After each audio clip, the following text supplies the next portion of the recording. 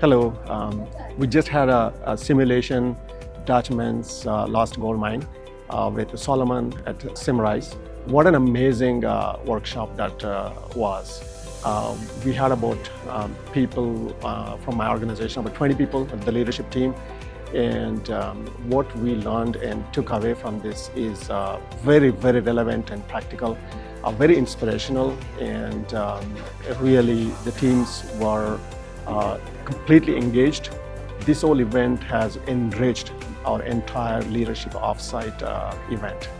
And some of the key takeaways were, figure out what game you're playing and, focus on the bigger picture, collaboration, sharing resources, helping each other, and also really motivating your teams, and also focusing on winning at an organization level instead of being selfish or playing at a very lower level.